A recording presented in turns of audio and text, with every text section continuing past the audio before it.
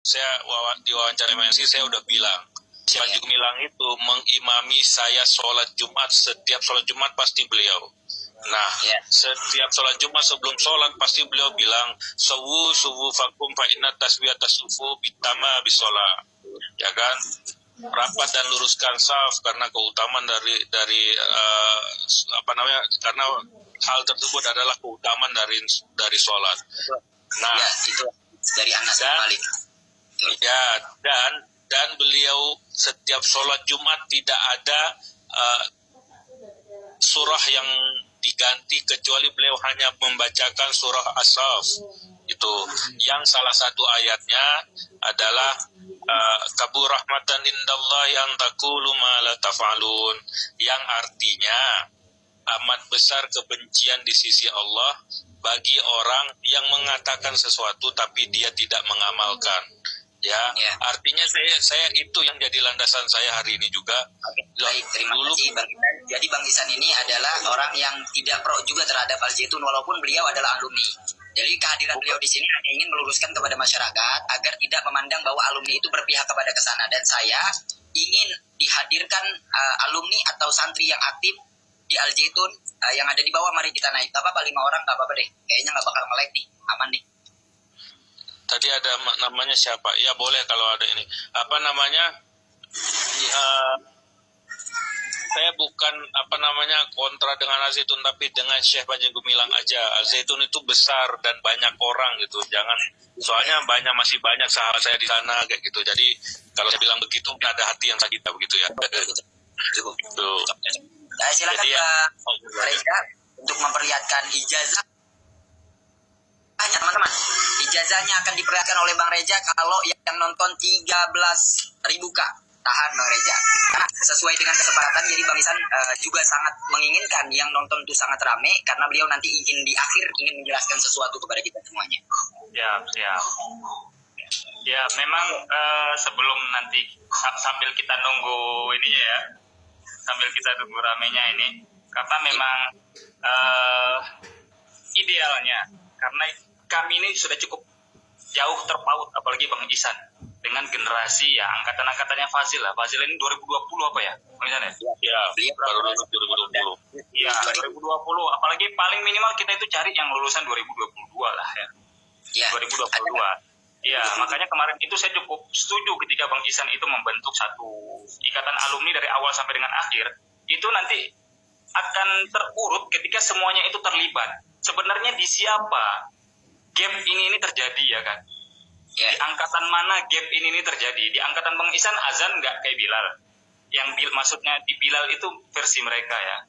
Sedangkan di angkatan saya sudah ada. Oke, berarti kan mulainya bisa jadi angkatan saya ataupun angkatan Gangga kali ya. Angkatan Tija ya. Oh iya, ini ada Bang Fajil di bawah, teman-teman. Bentar. Fajil naik silakan. Bang Fajil santai. Di sini ada Bang Isan jadi akan kooperatif. Ya. Wah, bukan ketipu nama ini bukan Fajil. Banyak nama Fajil ternyata. Bilang nggak akan dirujak, ada Bang Isan, tenang aja gitu. Ya. Begitu memang idealnya ya. Idealnya nampaknya seperti itu.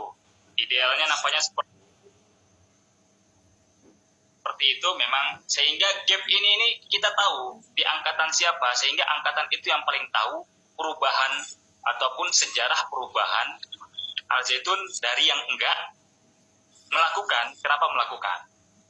Ya, mulai dari azannya mungkin, kemudian mulai dari perubahan qala Rasulullah fil Qur'anil Karim mungkin, kemudian yang LM mungkin, kemudian apa lagi? Nanti Bang Sunai nanti naik ketika berbicara soal data. Ini kita belum lagi mendata ya, jadi kita masih tanya jawab. Silakan kita awali dilanjut. Bentar, sinyal. Baik, siap. Kami tunggu.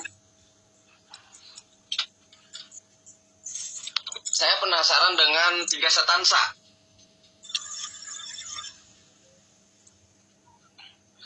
Siapa yang mau jawab dulu? 3 stanza itu sebenarnya ya itu normal aja. 3 stanza itu kan justru kalau menurut saya ya itu kan lagu nasional Indonesia, tapi kan yang diambil 1 stanza aja. Itu memang karangan lengkapnya itu. Mohon maaf. 3 stanza itu apa? Dijelaskan karena banyak teman-teman yang kurang paham. Kalau saya juga 3 stanza itu kayak apa namanya? Itu paragraf atau apa? Bukan paragraf, ya stanza kan satu ini. Dan ketiga 3 stanza itu memang satu pengarangnya, siapa namanya? Pengarang lagu Indonesia Raya, Ayo Reza, hafal nggak? Kamu bikin kontennya soalnya. Reza, pengarang lagu Indonesia Raya siapa? Rahman. Ya. Nah udah itu memang itu karangannya beliau. Cuma di Al Zaitun ketiga stanza itu dinyanyikan lengkap gitu. Jadi itu ada 3 versi. 3 stanza itu kan ada 3 versi ya. Dan itu semuanya disahkan dan semuanya memang diciptakan oleh R.S. Dilanjutkan Bang Reja, silakan. Ya. Dan memang diciptakan oleh R.S. Rahman. Ya, yang dipraktekkan oleh Al Zaitun itu kan negara kan sudah pakai satu stanza aja, satu aja yang disepakati oleh dari Sabang sampai Merauke. Ya, mungkin ini kita cuma bisa berspekulasi. Al Zaitun ingin versi lengkap, ingin dikatakan nasionalis dan lain sebagainya. Akhirnya mereka pakai 3-tiganya yang mungkin tidak umum di masyarakat.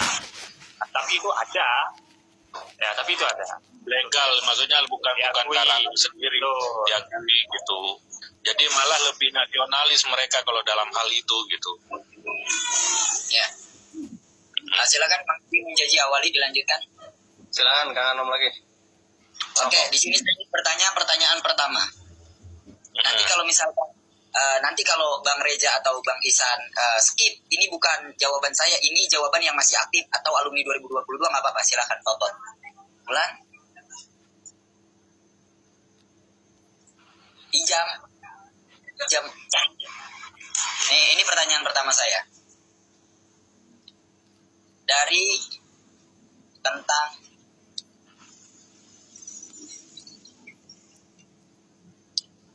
lagu. Saya mengutip referensi dari kitab Risalah Ahlus Sunnah wal Jamaah, buah karya Hadratus Syekh Hasyim Asy'ari, buah karya kedua, yang mana saya kutip di halaman 14 paragraf pertama baris keempat. Ketika Al Zaitun mengumandangkan lagu dengan salam versi bahasa Ibrani Yahudi, salom, atau yang lebih kita sebut sebagai bahasanya apa itu, heaven salom.